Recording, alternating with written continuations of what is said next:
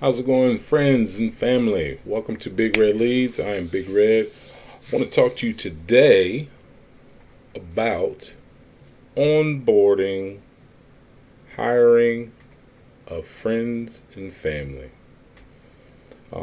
This can be a tough conversation for some folks. Understand, I'm going to walk with you through this. This is going to be a quick conversation today. Understand that I'm saying this out of love for all the entrepreneurs and business owners out there in the world. Um, if this message is helping, like I said, please like, subscribe definitely to this channel. Also, leave comments, ask questions, because sometimes this conversation that we're going to embark on here in just a second can be very difficult to have, especially with friends and family. Now, let's start with this. This person is your friend. This person is your family member. I don't care if it's your mother. I don't care if it's your father. I don't care if it's brother, sister. The best friend since kindergarten. This conversation must happen if you have an understanding of what it is to be an entrepreneur, as well as knowing your vision for your business. You have to know your vision, and what you're simply doing is bringing people in to your vision who don't have the sight. They don't have the ability. They don't see what you see. We're not talking about somebody coming in as a partner. We're talking about somebody coming in as an employee. Now, I'm gonna start with the downside and the quote unquote bad things, but we're also going to talk about this person possibly, being an asset. Not possibly, being an asset. These are the friends and family that you want to bring on. These are the friends and family that you want to be a part of your vision. Your vision. Okay. Now, you have to have the ability to put friends, loved ones to the side and look at the person for who they are and what they're bringing to the table. Now, I'm going to use my own personal experience to start, and I'm going to use experiences of friends of mine or people that I know in the space when it comes to being an entrepreneur and onboarding friends and family. Now, you're going to get the good, the bad, and the quote-unquote ugly.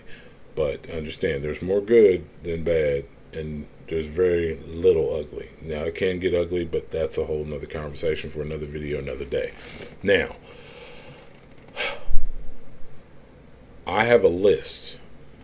Now, as an entrepreneur, you need to have a list of certain qualities, certain abilities, certain tools and aspects of an employee. What is your ideal employee? If you're going to create an avatar for your perfect employee, you need to have a list of things that you should be able to check them off. Is this person responsible? Is this person accountable? Is this person take ownership of tasks and activities that are given to them? Does this person need to be babysat? Is this person reliable? Is this person does their track record speak highly of them? Is their character? I'm not talking about the actor. I'm talking about, is a part of their character, is it solid? Like, are they bringing positive aspects to the table to your business to help your business grow? A lot of times what happens with friends and family is you let them slide with things that quote unquote you would not let happen had this been a person you hired off the street and you did not know this person from jump, because obviously you're going to interview people who work with you and for you at some point when you really start onboarding and your business is growing. Understand, as an entrepreneur, from the moment that you make your first sale, whether it be a product or service, you are in business. Now, onboarding this person, Is this person a whiner? What is their own personal work history? Do they bring a set of skills? Can they sell? Can they advertise? Can they market? Are they good at accounting? Are they good at tech work? Are they someone who just naturally brings in people who follow them? Do they see your vision? Do they want to be a part of it? Do they want to jump on board and ride the wave with you? The highs and the lows. Do they bring you peace in the business? People don't talk about this a lot, and a lot of mentors and courses and things that I've purchased over the many years of sales and being in entrepreneurship, and some of the trainings and personal development programs and courses that I've purchased and invested in myself. Understand, no one really talks about, I've yet to hear it, I'm pretty sure someone has. I'm yet to hear it. Does this employee bring you peace? And what I mean by peace is there's a calming in their presence because you know that they'll get the job done. Are they bringing that? Because there's a flip side to that. If this person is bringing you nothing but problems, no solutions, not being accountable, and it's costing the business revenue or even public perception, if this is a business that is out in the open and truly public, like, is this person costing us in, I'll say, like, public perception, money-wise? Like, is this person costing us? Are they talking quote-unquote nonsense? Are they not staying on task? Are they not staying on point when it comes to aspects and things involved in the business? Take your list, check it off when you have this conversation. Be honest. Are they bringing that? Are they bringing the things that you're looking for? Can you check off more? Let's say you got a list of 10 things. I have a list of 10. I actually only need 5. If they hit 3 of them, and those three things on my checklist are pretty massive, because each one is weighted. There's levels to this. Each one is weighted. Is this person responsible? Are they accountable? Can I depend on them to get something done? If I hand them a list of 6, 7 items that need to be done today, can they not only perform under pressure, but they take something and they're making diamonds out of it, like pressure, like real pressure. Like, okay, if we don't get this done today, this is going to cost us $20,000. If we don't get this done today, that's costing it's costing 3 of my sales guys, it's costing them a big chunk of their commission for that day or maybe that week. Can they perform? And I mean perform. Like, I'm not talking about they're spending half of their time on Facebook, Twitter, looking at Instagram models, wasting time, wasting company time.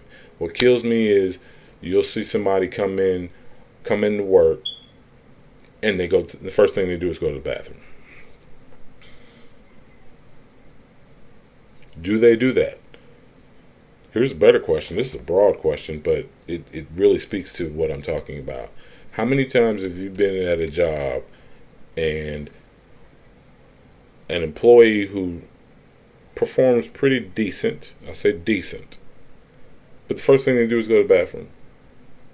They're not even using the bathroom, they're just in the bathroom. Now, what you do in the bathroom is your business, but at the same time, if you've quote unquote punched in As soon as you walk in the door, or as soon as you get on the call, you are working, quote unquote, for me in this case. Same with your employees as entrepreneurs and business owners. Do they do these things from jump? If they're doing these things, I'm going to say this, and it's going to sound cold, you need to get rid of them. You need to get rid of them. Now, understand that the faster you can onboard these people, you should be able to fire them just as fast. And I've said this before on a previous video, but understand, speed kills. Is this person got our scripts down? Do they understand the sales process? Can they jump right in and get active and start pushing and building? And do they have their own goals? I'm not talking about the goals that you set for them. I'm talking about, do they have their own goals?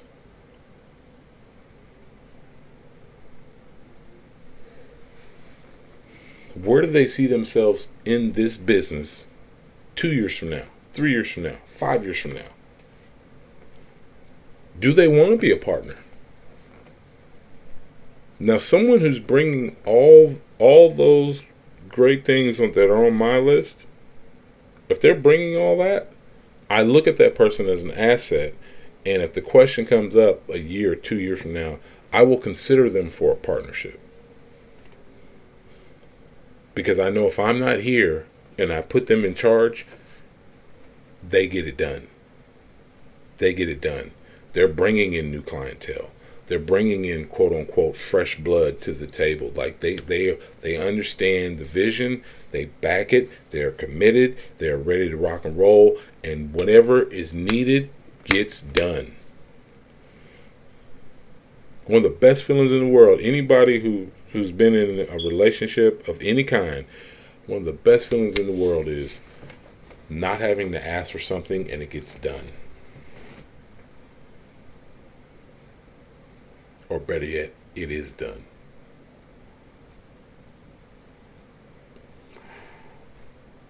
Whew.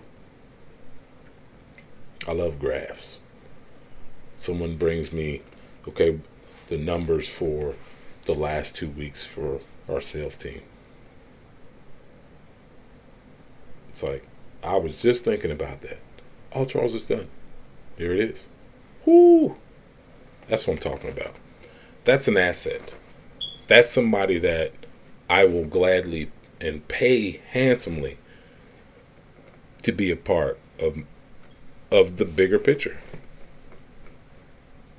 Understand, everybody who works for you and with you, just because they're an employee does not mean that they are expendable. But at the same time, understand, if they are an asset, that's something that you want to truly cultivate. You treat your business and your employees like this. If you have a house plant, what does it need? I'm going to give you everything that you need to be successful. Because here's the thing, if everybody on the sales team, everybody in the marketing and the accounting department and the whatever, if everybody is pushing and they are successful, the business will be successful and striving to become truly massive. That's a beautiful thing about business. But you have to get people who are on board. Are they an asset or a liability? If they're a liability, get rid of them. Like I said, I hope this message helps today. Have the conversation.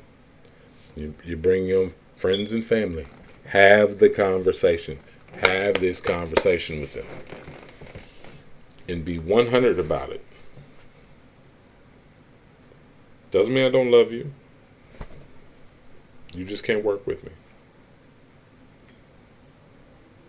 Hope this message helps. If you have any questions,